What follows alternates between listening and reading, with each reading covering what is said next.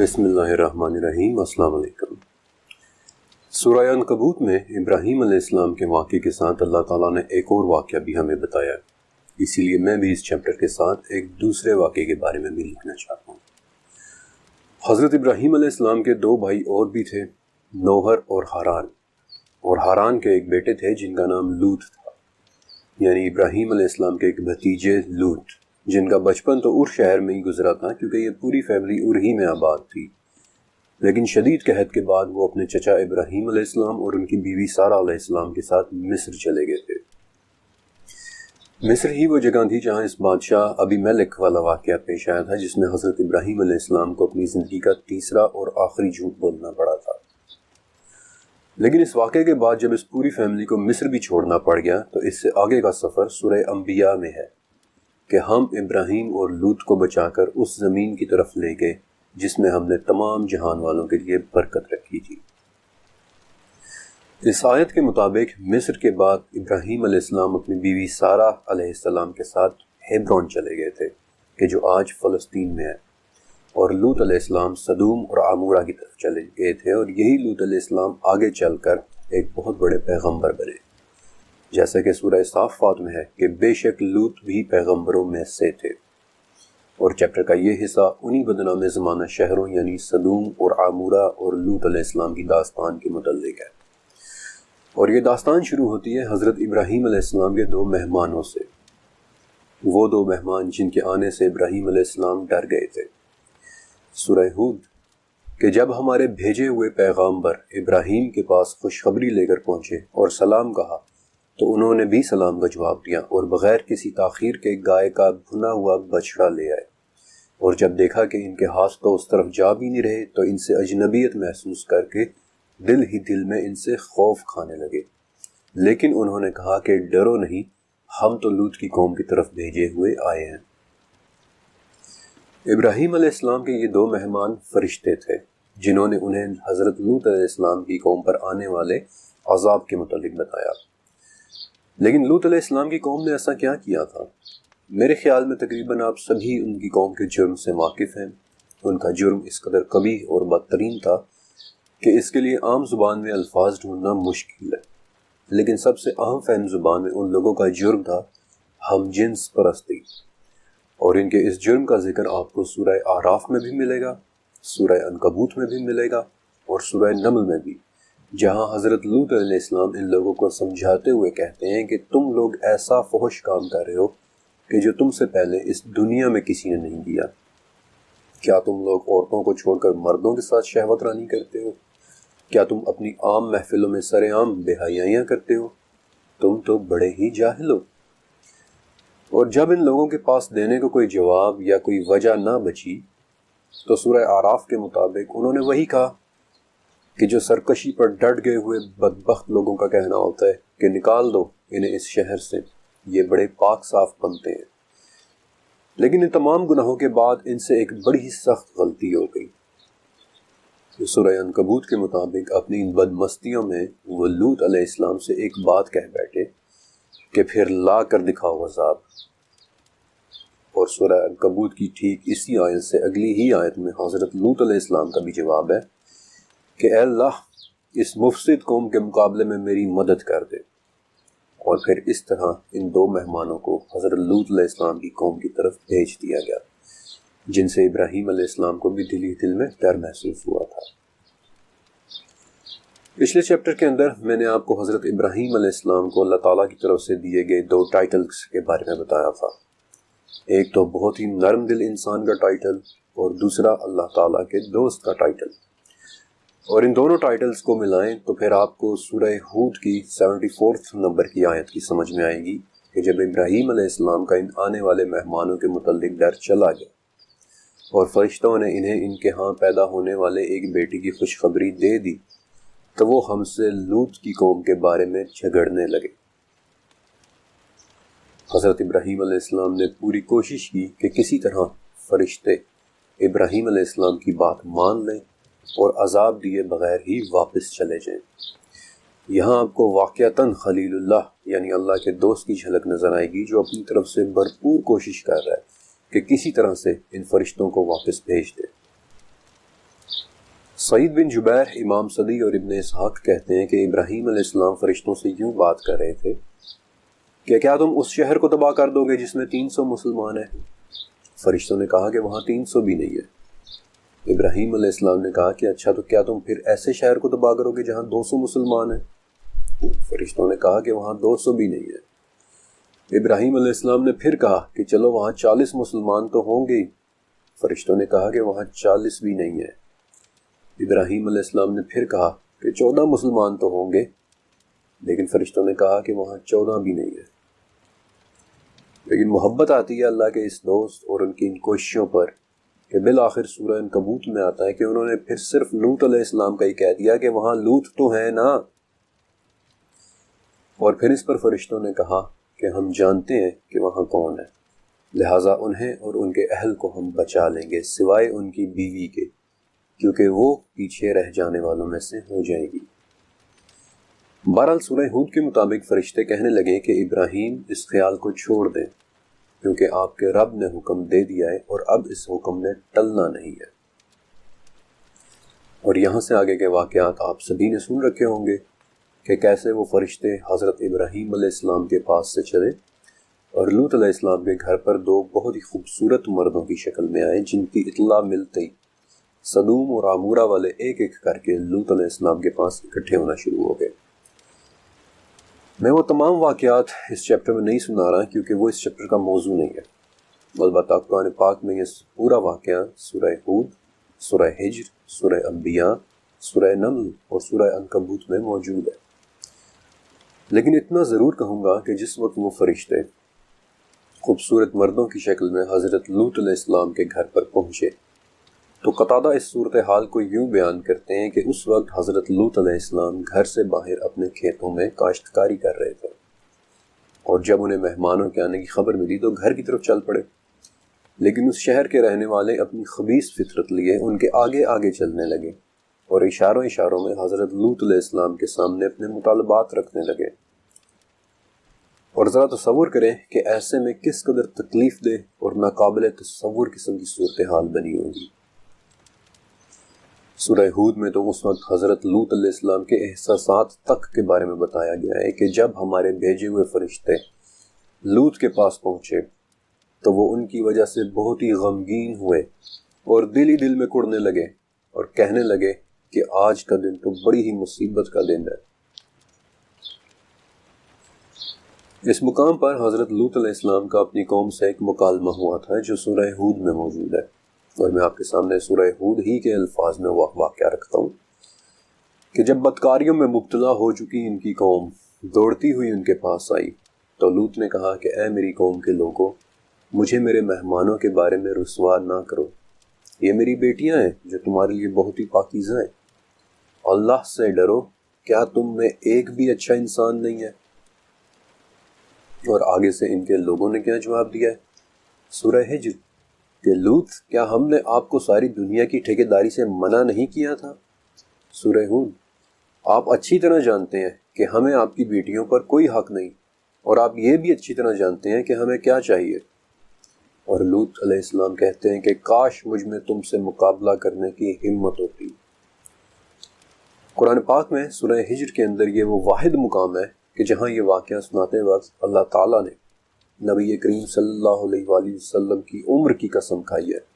کہ آپ کی عمر کی قسم ہے پیغمبر، وہ لوگ تو اپنی ان بدمستی میں اندھے ہو چکے تھے۔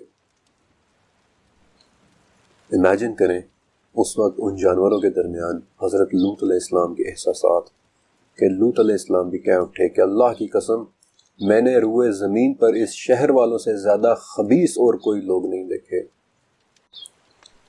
اور قتادہ کہتے ہیں کہ لوط علیہ السلام نے یہ بات کئی مرتبہ کہی، اور یہی حکم ان فرشتوں کو بھی تھا کہ تب تک اس عذاب کو نہیں آنے دینا جب تک خود ان کے پیغمبر ان کی برائی نہ بیان کر دیں اور ان کے خلاف گواہی نہ دے دیں۔ یہ وہ وقت تھا جب پھر فرشتوں نے حضرت لوط علیہ السلام کے سامنے اپنی حقیقت ڈکلیئر کی اور رات کے وقت انہیں شہر چھوڑ کر چلے جانے کا کہہ دیا۔ سورہ ہود کے مطابق کہ لوط، ہمیں آپ کے رب نے بھیجا ہے، یہ ناممکن ہے کہ آپ کی قوم آپ تک پہنچے، لہٰذا آپ اپنے گھر والوں کو اپنے ساتھ لیں اور رات کا تھوڑا سا حصہ باقی رہتا ہوں تو یہ شہر چھوڑ کر چلے جائیں، لیکن آپ میں سے کوئی مڑ کر نہ دیکھے۔ انفیکٹ یہ مڑ کر نہ دیکھنے والا حکم سورہ ہجر میں بھی دوبارہ دیا گیا ہے کہ اے لوط، آپ رات کے وقت اپنے گھر والوں کے ساتھ چلے جائیں، آپ ان کے پیچھے پیچھے رہنا، اور خبردار کہ آپ میں سے کوئی پیچھے مڑ کر نہ دیکھے۔ اور پھر اس سے آگے کے چند گھنٹوں کے واقعات تفاصیل میں یوں ملتے ہیں کہ لوط علیہ السلام نے مہمان فرشتوں کو اپنے گھر کے اندر بٹھا کر اپنے گھر کا دروازہ بند کر لیا، اور خود دروازے کے باہر کھڑے ان لوگوں کی بھیڑ، ہجوم اور دھکوں مکوں کا جواب دیتے رہے۔ کبھی انہیں منع کرتے، کبھی روکتے، کبھی نصیحت کرتے، اور کبھی بے بسی کے ساتھ ان کا سامنا کرتے۔ اور سچ کہوں تو اس چیپٹر میں یہ واقعات لکھتے ہوئے صدوم کی اس رات کے متعلق سوچ کر میرا اپنا بھی دل دہل گیا تھا، پریشان ہو گیا تھا۔ ہم شاید مکمل طور پر یہ تصور بھی نہیں کر سکتے کہ اس رات کے چند گھنٹوں کے دوران حضرت لوط علیہ السلام پر کیا گزر رہی ہوگی، جس طرح سے وہ درندہ صفت لوگوں کا سامنا کر رہے تھے۔ اور شاید اسی لیے اللہ تعالیٰ نے سورہ انعام کی 86 نمبر آیا میں 3 دوسرے انبیاء کے ساتھ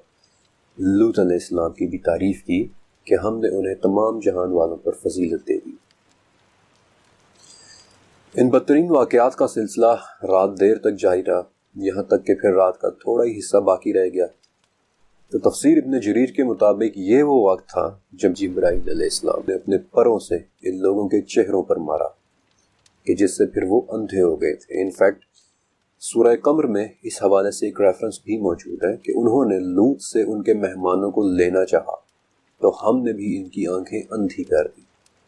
اور تب جب کہ بالکل تھوڑی سی رات کا باقی حصہ رہ گیا تھا اور سحر کا وقت قریب آ گیا تھا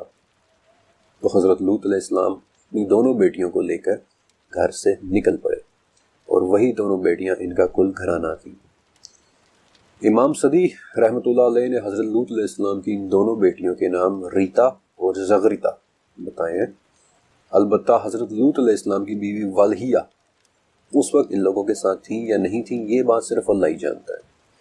تاہم اس حوالے سے ایک بہت ہی عجیب بات جو ابھی تک میں نے آپ کو نہیں بتائی، تھوڑا آگے چل کر بتاؤں۔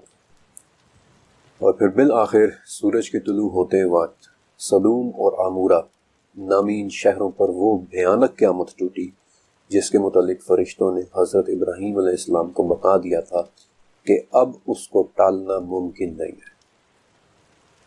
اگر میں قرآن پاک میں صدوم اور عمورہ پر آنے والی اس دہشتناک صبح کی آیات کو آپ کے سامنے رکھوں تو اس کی ڈسکرپشن کچھ ایسے سمجھ میں آتی ہے کہ سورہ ہجر کے مطابق سورج نکلتے نکلتے انہیں ایک بڑی زور کی آواز آئی۔ سورہ قمر ایک بہت ہی بری ہوا چلنا شروع ہوئی جس میں سے پتھر برس رہے تھے۔ سورہ نمل اور سورہ ہود کے شہر پر ایک خاص طرح کے کنکر والے پتھروں کی بارش شروع ہو گئی۔ یہ پتھر اللہ تعالیٰ کی طرف سے نشان لگے ہوئے تھے، اور یہ بہت ہی برے طریقے سے ان لوگوں پر تہ در تہ برسے چلے جا رہے تھے، یہاں تک کہ اس شہر کا اوپر کا حصہ نیچے ہو گیا اور نیچے کا حصہ اوپر، اور شہر بالکل پلٹا دیا گیا۔ نشان لگے ہوئے پتھروں کے متعلق مجاہد رحمۃ اللہ علیہ کہتے ہیں کہ ہر پتھر پر اس شخص کا نام لکھا ہوا تھا جس پر وہ آ کر لگے گا اور اس کا دماغ باہر نکال دے گا، یہاں تک کہ شہر میں کچھ بھی نہ بچا۔ اور پھر اللہ تعالیٰ نے سورہ توبہ میں انہیں اہل متفقات یعنی کہ الٹا دی جانے والی بستیوں کے رہنے والے کا نام دے دیا۔ اللہ تعالیٰ نے سورہ ہجر میں ان لوگوں کی لوکیشن بھی بتائی کہ یہ شہر ایک گزرگاہ پر واقع تھا، اور سورہ صافات میں بھی یہ بتایا کہ تم اس شہر کے پاس سے گزرتے بھی ہو، صبح کے وقت بھی اور رات کے وقت بھی، تو کیا پھر بھی تم نہیں سمجھتے؟ سچ کہوں تو اس چیپٹر کو آگے لکھنے سے پہلے مجھے کچھ دیر کے لیے چھوڑنا پڑا تھا۔ اس ڈاکیومنٹری کو لکھتے ہوئے میں ہمیشہ یہ بات محسوس کرتا ہوں کہ اللہ کے عذاب کے متعلق لکھنا آسان نہیں ہوتا، ہمیشہ ایک خاص قسم کی بے چینی شروع ہو جاتی ہے۔ اور یہاں سے آگے اب میں آپ کو چند ایسی باتیں بتاؤں گا کہ جنہیں سن کر شاید آپ بھی بے چینی محسوس کریں گے۔ البتہ اس سے پہلے ایک سوال کہ صدوم اور عمورہ ایگزیکٹلی تھے کہاں؟ صدوم اور عمورہ ایک بڑے شہر کی 7 بستیوں میں سے صرف 2 بستیاں تھیں، یا جنہیں ہم سیٹلمنٹس کہتے ہیں، اردو میں بستیاں بھی کہتے ہیں۔ یعنی ایک بڑا شہر جس میں 7 سیٹلمنٹس تھیں اور ان میں سے 2 سیٹلمنٹس کا نام صدوم اور عمورہ تھا، اور شاید اسی لیے سورہ توبہ میں متفقات کا لفظ پلورل ہے، یعنی کہ الٹی ہوئی بستیاں۔ میں نے آپ کو ابراہیم علیہ السلام والے چیپٹر میں آکیڈیا اور آسیریا یا آشوری تہذیب کے متعلق بھی بتایا تھا۔ اسی آسیرین یعنی آشوری تہذیب کے ایک برٹش ایکسپرٹ آرکیالوجسٹ ڈاکٹر آرچیبالڈ سائس، انہوں نے ایک مرتبہ ایک آکیڈین نظم ٹرانسلیٹ کی تھی جس میں وہ لوگ ایک ایسے شہر کا ذکر کرتے ہیں کہ جس پر آگ کی بارش ہو رہی تھی، لیکن بدقسمتی سے اس نظم میں اس شہر کا نام نہیں لکھا۔ پھر 1976 میں شام سے سیریا سے کچھ ٹیبلٹس ملی تھی جنہیں ابلا ٹیبلٹس کہتے ہیں، اور آپ میری ریسرچ میں اکثر ابلا ٹیبلٹس کا نام سنیں گے۔ 1800 پوری کی پوری ٹیبلٹس اور 5000 کے قریب فریگمنٹس یعنی کہ ٹکڑے جن پر آج سے 4500 سال پرانی باتیں لکھی ہوئی ہیں۔ ان ٹیبلٹس میں 5 ایسی جگہوں کے نام لکھے ہوئے ہیں جو ڈیڈ سی یعنی بحیرہ مردار کے قریب آباد تھیں، اور ان میں سے 2 کے نام سیدامو اور ایمار تھے، جو کہ حیرت انگیز حد تک صدوم اور عمورہ سے ملتے جلتے ہیں۔ آرکیالوجی کے علاوہ ایک لیڈ 2500 سال پہلے گزرے ایک بہت بڑے یونانی مورخ اسٹریبو سے بھی ملتی ہے۔ اسٹریبو وہ شخص تھا کہ جسے دنیا آج بھی فادر آف ہسٹری یعنی کہ بابائے تاریخ کے نام سے یاد کرتی ہے۔ Herodotus, Strabo, these are the huge names in history۔ Strabo اپنے سفر میں فلسطین سے گزرتے ہوئے ڈیڈ سی کے پاس ایک شہر کا تذکرہ کرتا ہے۔ وہ کہتا ہے کہ مسادو کے رہنے والوں نے مجھے بتایا ہے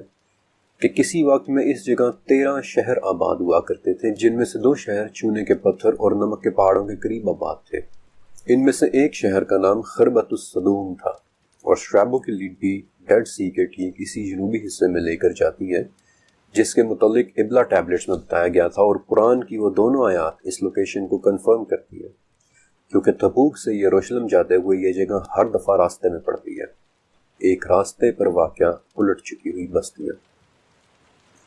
اس چیپٹر کے پہلے حصے میں میں نے آپ کے سامنے صدوم اور عمورہ کی اس رات کا منظر حضرت لوط علیہ السلام کی پرسپیکٹو سے رکھا تھا، اور امید ہے کہ آپ کو محسوس ہوا ہوگا، آپ کو احساس ہوا ہوگا کہ وہ رات ایک بزرگ نبی پر کس قدر تکلیف دہ گزری ہوگی۔ اللہ تعالیٰ انہیں جنتوں میں اعلیٰ مقام عطا فرمائے۔ میں آپ کو بتا بھی نہیں سکتا کہ یہ چیپٹر لکھتے ہوئے مجھے حضرت لوط علیہ السلام سے کتنی ہمدردی اور محبت محسوس ہوئی تھی، ان کی تکلیف کا احساس ہوا تھا، اور سورہ ہود کی اس آیت نے مجھے ان کے جذبات کا بہت اچھے سے اندازہ کروایا کہ جہاں خوبصورت لڑکوں کی شکل میں آنے والے ان فرشتے مہمانوں کا سن کر وہ بہت غمگین ہوئے تھے، اور دل ہی دل میں کڑنے لگے اور کہنے لگے کہ آج کا دن بڑی ہی مصیبت کا دن ہے، اللہ تعالیٰ ان پر سلامتی بھیجے۔ لیکن اس چیپٹر کا دوسرا حصہ میں آپ کے سامنے صدوم اور عمورہ کے لوگوں کے پرسپیکٹو سے رکھنا چاہتا ہوں کہ انہوں نے ان چند گھنٹوں میں کیا کچھ دیکھا ہوگا، کیسے انہوں نے سورج نکلتے وقت اس آواز کو سنا ہوگا، کیسے انہوں نے ہواؤں کو محسوس کیا ہوگا، اور پھر پتھروں کی بارش دیکھی ہوگی۔ آپ میں سے جو لوگ جارڈن اور فلسطین جا چکے ہیں انہوں نے اس حوالے سے اکثر یہ ایکسپلینیشن یا یہ توجیہ سنی ہوگی کہ یہ واقعہ دراصل ڈیڈ سی میں ایک زلزلے کی وجہ سے پیش آیا ہوگا۔ اب زلزلے سے صدوم اور عمورہ کا الٹ جانا تو ایکسپلین ہوتا ہے، اور ویسے بھی یہ مقام جارڈن رفٹ ویلی کے نام سے مشہور ہے جس کے نیچے آلریڈی ایک بہت بڑی فالٹ لائن ہے، یعنی کہ وہ جگہ جہاں زمین کے اندر 2 بر اعظموں کی پلیٹیں ایک دوسرے سے ملتی ہوں، اور ایسی جگہوں پر زلزلوں کا آنا عام بات ہوتی ہے۔ مثلا اس وقت ویسے تو پوری دنیا میں روزانہ تقریباً 55 زلزلے آتے ہیں، 55 ارتھکویکس، لیکن ان 55 زلزلوں میں سے 3 یا 4 زلزلے تو صرف جاپان میں آتے ہیں، کیونکہ جاپان سارے کا سارا جزیرہ ایک فالٹ لائن کے اوپر ہے جسے جاپان میڈین ٹیکٹونک لائن کہتے ہیں۔ البتہ آپ کی دلچسپی کے لیے میں آپ کو یہ بات بتا دیتا ہوں کہ دنیا کی سب سے بڑی فالٹ لائن امریکہ میں کیلیفورنیا کے نیچے ہے، سین انڈریاز فالٹ لائن، اور جس دن خدا نخواستہ وہ فالٹ لائن اپنی جگہ سے ہل گئی تو پورے کا پورا کیلیفورنیا زمین کے اندر دھنس جائے گا۔ بہرحال اگر ڈیڈ سی کے زلزلے والی تھیوری کو مان لیا جائے تو اس سے بستیوں کا الٹ جانا بھی سمجھ میں آ جاتا ہے۔ زلزلے سے ڈیڈ سی کی تہہ میں موجود تارکول کا دھماکے کے ساتھ نکل کر آسمان کی طرف جانا، اور پھر گرتی ہوئی آگ اور پتھروں کی بارش کی صورت میں زمین پر واپس آنا، یہ بھی ایکسپلین ہو جاتا ہے۔ قوم لوط والے عذاب کے متعلق یہ سب باتیں جارڈن اور فلسطین جانے والے لوگ سنتے ہیں، لیکن آج میں آپ کو قدرت کے ایک بہت ہی نایاب لیکن بھیانک فنومینا کے بارے میں بتانے والا ہوں، جسے آپ میں سے شاید بہت کم لوگ جانتے ہوں گے، اور اس کے لیے میں ایک مرتبہ پھر سے آپ کو وقت میں پیچھے لے کر جانا چاہتا ہوں، 1490 کے چائنا میں۔ چائنا کے پرانے ریکارڈز میں ایک دستاویز ہے جسے چائنیز زبان میں کافی لمبا اس کا نام ہے، لیکن انگلش میں یا اردو میں اس کی ٹرانسلیشن ہوگی کہ آسمان میں پیش آنے والے تمام واقعات کی کلیکشن۔ اپنی اس قدیم دستاویز کے اندر انہوں نے 12ویں صدی سے لے کر 16ویں صدی تک ہر وہ آبزرویشن ریکارڈ کی ہے کہ جو انہوں نے آسمان میں ہوتے دیکھی تھی۔ بے شک یہ اس وقت کے چائنیز کا ایک بہت بڑا اور ایک بہت ہی بہترین کام تھا کہ جس سے آج ہم بہت کچھ سیکھ سکتے ہیں۔ اس کلیکشن کے ریکارڈ 10 میں 2 بہت اہم واقعات لکھے ہیں۔ ان میں سے پہلے واقعے کا نام وینگ گونگ چینگ ایکسپلوژن ہے، لیکن چائنیز ریکارڈ میں اس کا دوسرا نام تیاں بیاں دشاؤ لکھا ہوا ہے، جس کا لفظی مطلب ہے آسمانی عذاب، کیونکہ اس واقعے نے در حقیقت 20,000 لوگوں کی جانیں لے لی تھی، اور میں آپ کو اس ریکارڈ سے یہ واقعہ حرف بحرف پڑھ کر سنا رہا ہوں۔ 30 مئی 1626 صبح 9 سے 11 بجے کے درمیان کا وقت تھا۔ آسمان صاف تھا، لیکن اچانک شمال سے ایک گرج آتی سنائی دی، جو بہت جلد انتہائی اونچی آواز میں بدل گئی۔ اس کے بعد مٹی اور گرد کے بادل نظر آئے اور بہت تیز ہوا چلنے لگی۔ ہمارے مکان ہلنا شروع ہو گئے، اور پھر ایک تیز روشنی چمکی اور ایک ایسا زوردار دھماکہ ہوا کہ اس سے آسمان پھٹ گیا اور زمین اکھڑ گئی۔ جہاں تک نظر آ رہا تھا وہاں اندھیرے چھا چکا تھا۔ ہمارا سارا شہر اپنی جگہ سے اکھڑ چکا ہے، گلیاں پہچانی نہیں جا رہی، ہمارے گھروں کی چھتیں اکھڑ کر بارش کی طرح ہم پر برس رہی ہیں۔ دھماکے کی قوت اس قدر زیادہ تھی کہ بڑے بڑے درخت بھی اپنی جگہ سے اکھڑ کر میوں شہر کے دوسری جانب جا گرے ہیں، اور ہمارے شہر کا 3 ٹن وزنی پتھر کا شیر شہر کی دیوار کے باہر پڑا ہوا ملا ہے۔ جس جگہ دھماکہ ہوا تھا وہاں 22 فٹ گہرا گڑھا پڑ چکا ہے، اور اس جگہ بننے والے بادل بھی بہت عجیب سے ہیں، ریشم کے بکھرے ہوئے دھاگوں جیسے بادل۔ ان میں سے کچھ بادلوں کے اندر بہت زیادہ رنگ نظر آ رہے تھے، اور کچھ بادل ایک کالی کھمبی کی طرح تھے جو کئی گھنٹے تک آسمان میں اوپر اٹھتی رہی۔ ہمارے شہر کے بہت سے لوگ مر چکے ہیں، بہت سے لوگ زخمی ہیں، اور بہت سے لوگ لاپتہ ہو چکے ہیں۔ ہمیں کچھ پتہ نہیں چل رہا کہ وہ کہاں گئے، اور ہم میں سے کچھ لوگ تو اپنے گھروں میں ہی زندہ دفن ہو چکے ہیں۔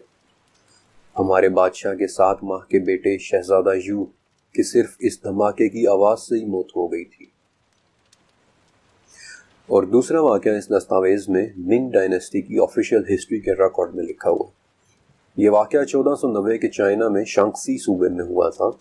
اور اس کی عبارت بھی میں آپ کو حرف بحرف پڑھ کر سناتا ہوں۔ مارچ یا اپریل 1490 چاند کے تیسرے مہینے یعنی مارچ اپریل میں آسمان سے ان گنت پتھروں کی بارش ہوئی جو بطخ کے انڈے جتنے بڑے تھے۔ یہ پتھر آسمان سے بارش کی طرح برس رہے تھے۔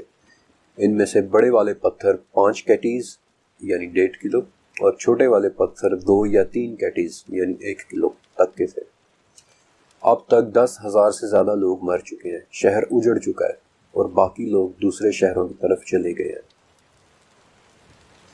مجھے یقین ہے آپ سوچ رہے ہوں گے کہ آخر یہ کون سی قیامت صغریٰ تھی جس نے لمحوں میں اتنے بڑے شہروں کو الٹا پلٹا کر رکھ دیا۔